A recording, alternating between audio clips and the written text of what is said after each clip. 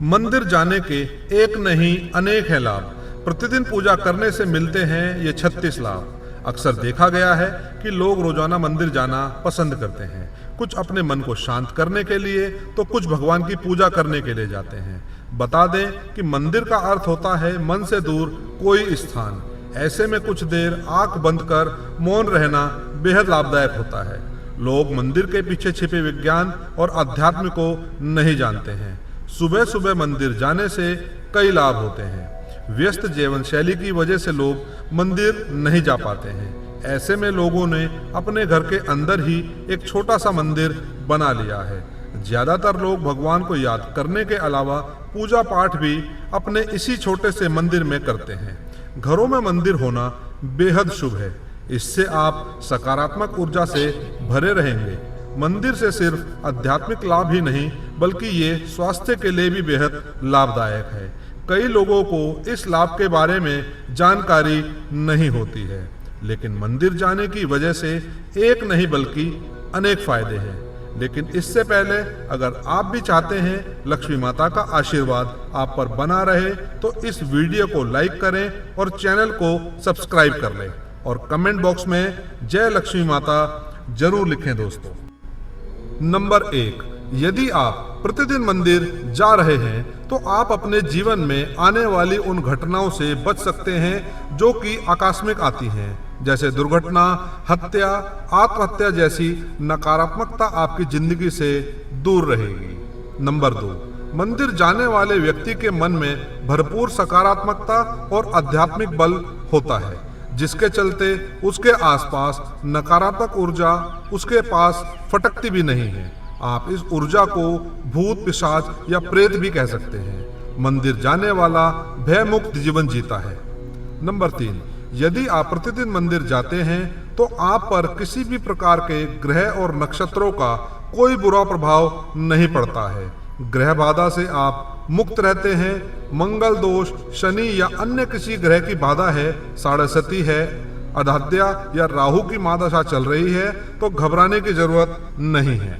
Number 4, मंदिर में जाकर आप मंदिर के नियमों का पालन करते हैं, व्रत, उपवास और पाठ में विश्वास करते हैं, सोच समझकर आहार विहार करते हैं तो आपको किसी भी प्रकार का रोग या बीमारी नहीं होगी। नंबर 5, मंदिर जाकर मन में विश्वास और आत्मबल का संचार होता है, जिसके कारण मन में किसी भी प्रकार का दुख या शोक नहीं रहता। व्यक्ति सभी परिस्थिति में समभाव से रहता है। समभाव अर्थात ना तो भावना में बहता है और ना ही कठोर होता है। हर परिस्थिति उसके लिए सामान्य होती है। नंबर 6, मंदिर जाने से व्यक्ति में सही और गलत को समझने की क्षमता आती है। वह किसी भी प्रकार की फालतू लड़ाई झगड़े में नहीं पड़ता है। जैसे रास्ते में पड़े पत्थर या गड्ढे को देख लेने के बाद हम अपनी गाड़ी को उससे बचाकर निकाल ले जाते हैं, उसी तरह व्यक्ति अपनी जिंदगी को समझदारी से गड्ढों से बचा ले जाता है। नंबर 7, मंदिर जाने वाले व्यक्ति का कोई शत्रु किसी बुरी विद्या के माध्यम से कुछ भी बिगाड़ नहीं सकता है। बहुत से व्यक्ति अपने कार्य या व्यवहार से लोगों को रुष्ट कर देते हैं। इससे उनके शत्रु बढ़ जाते हैं। कमजोर शत्रु हमेशा सामने की लड़ाई नहीं लड़ते हुए पीठ के पीछे ऐसे कार्य करते हैं जिनको अंधविश्वास की श्रेणी में रखा जाता है। मंदिर जाने वाले लोगों को इससे कोई फर्क नहीं पड़ता है। नंबर 8, मंदिर जाने वाले व्यक्ति के जीवन में कभी ऐसे संकट नहीं आते हैं कि वह कर्ज में डूब जाए। थोड़ा बहुत कर्ज होता है तो कोई फर्क नहीं, कर्ज भी सोच समझ कर लें। यदि ज्यादा है तो उसे चुकता होने के निश्चित ही मंदिर से ही रास्ते निकलते हैं। मन मंदिर में विश्वास है तो इस बाधा से व्यक्ति मुक्त हो जाता है।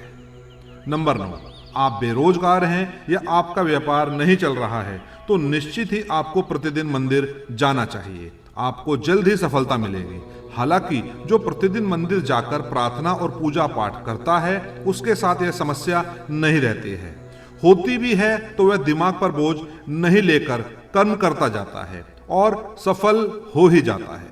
नंबर 10, बहुत से लोगों को अनावश्यक भय और चिंता सताती रहती है, जिसके कारण वे तनाव में रहने लगते हैं। तनाव में रहने की आदत भी हो जाती है, जिसके चलते व्यक्ति कई तरह के रोग से भी घिर सकता है। लेकिन मंदिर जाने वाले के दिल और दिमाग में ये सब नहीं रहता है।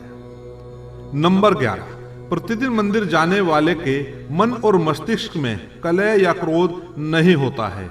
घर के दूसरे सदस्य यदि उससे झगड़ा करते हैं या घर में गृह कलह हो रही है तो वह उसे समझदारी से हैंडल कर माहौल को खुशनुमा बना देता है। नंबर 12, प्रातः काल पैदल ही मंदिर जाने से व्यायाम भी होता है और हमें प्राणवायु भी अच्छे से प्राप्त होती है। प्रतिदिन सूर्य की धूप के स्पर्श से सेहत में सुधार होता है। नंबर 13, मंदिर में घंटी की टंकार करीब 7 सेकंड तक गूंजती है, जो मन मस्तिष्क से विषाद हटाकर शांति प्रदान करती है।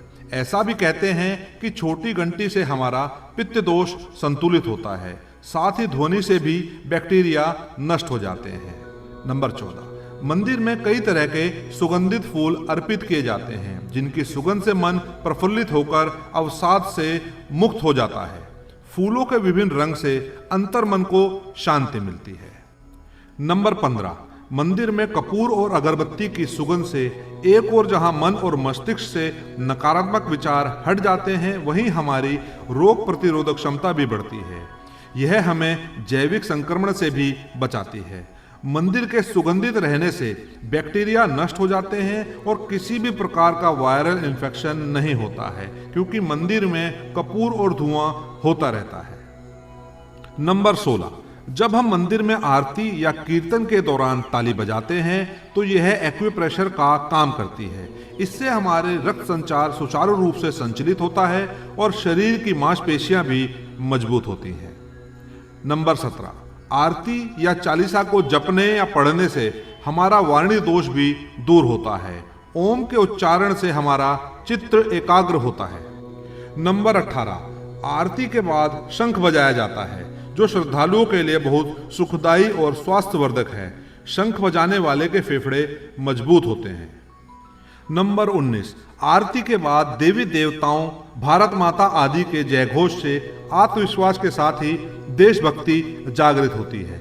इसी के साथ हर मंदिर में गौ रक्षा और गौ हत्या बंद कराने का संकल्प भी लिया जाता है।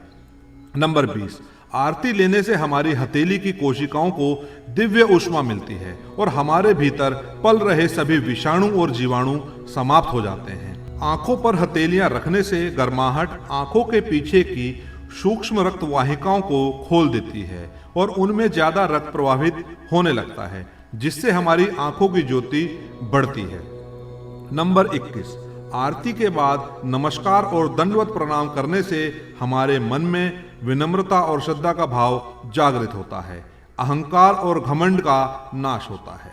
नंबर 22, भगवान के दर्शन, पूजा और आरती के बाद हमें तुलसी मिला चरणामृत, पंचामृत और प्रसाद मिलता है। यह चरणामृत और पंचामृत हमारी सेहत के लिए बहुत ही फायदेमंद होता है। आयुर्वेद के मुताबिक यह चरणामृत हमारे शरीर के तीनों दोषों को संतुलित रखता है। चरणामृत के साथ दी गई तुलसी हम बिना चबाए निगल लेते हैं, जिससे हमारे सभी रोग ठीक हो जाते हैं। नंबर 23, मंदिर में भगवान की परिक्रमा से जहां सेहत के लाभ मिलते हैं, वहीं यह धरती के गुरुत्वाकर्षण की शक्ति से जुड़कर हमारे शरीर का तनाव निकल जाता है। इसी के साथ ही में गुंबद और उसके कलश से प्रभावित हो रही ऊर्जा हमारे शरीर को प्रभावित कर सकारात्मक ऊर्जा प्रदान करती है। नंबर 24, मंदिर भूमि को सकारात्मक ऊर्जा का क्षेत्र माना जाता है। यह ऊर्जा भक्तों के पैर के जरिए ही प्रवेश कर सकती है, इसलिए हम मंदिर के अंदर नंगे पांव जाते हैं। नंबर 25, मनोकामना का दोहराना। मंदिर में जाकर जब हम अपनी मनोकामना को बार बार दोहराते हैं तो हमें मंदिर की सकारात्मक ऊर्जा का साथ मिलता है और इससे प्रकृति सक्रिय होकर हमारी मनोकामना पूर्ण करने लग जाती है। नंबर 26, हर मंदिर में पीपल, बरगद, नीम, केला और तुलसी आदि के वृक्ष रहते हैं। इन वृक्षों में हम जल अर्पण करते हैं, यहाँ उन्हें हम नमस्कार करते हैं। इन वृक्षों में भरपूर ऑक्सीजन के साथ ही दिव्यता होती है, जो हमारे मन और मस्तिष्क को स्वस्थ करती हैं। इससे हमारे मन में शांति आती है। नंबर 27, मंदिर में दिए गए दान के अनेक लाभ होते हैं। दान से हम में कृपणता नहीं रहती है और हम चीजों के प्रति आसक्ति नहीं पालते हैं। इसी के साथ ही हमारे सामाजिक दायित्वों का भी निर्वाह होता है। नंबर 28, मंदिर जाने से हमारी सामाजिक प्रतिष्ठा बढ़ने के साथ ही जान पहचान भी बढ़ती है। नंबर 29, मंदिर जाने से हमें पंचांग और तीज त्योहारों की जानकारी भी मिलती है। नंबर 30, मंदिर जाने से धार्मिक ज्ञान भी बढ़ता है, क्योंकि वहां पर गीता, वेद, उपनिषद आदि के बारे में जानकारी भी मिलती रहती है। नंबर 31, मंदिर में व्यक्ति हाथ जोड़कर खड़ा रहता है। हाथ जोड़ने से जहां हमारे फेफड़ों और हृदय को लाभ मिलता है, वहीं इससे प्रतिरोधक क्षमता का विकास भी होता है।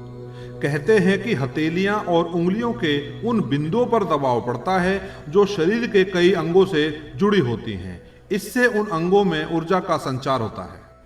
नंबर 32, प्रतिदिन मंदिर जाकर व्यक्ति अपने मस्तक पर या दोनों भुवों के बीच चंदन या केसर का तिलक लगाता है। इस तिलक लगाने से जहां शांति का अनुभव होता है, वहीं इससे एकाग्रता बढ़ती है। दरअसल जहां तिलक लगाया जाता है, उसके ठीक पीछे आत्मा का निवास होता है।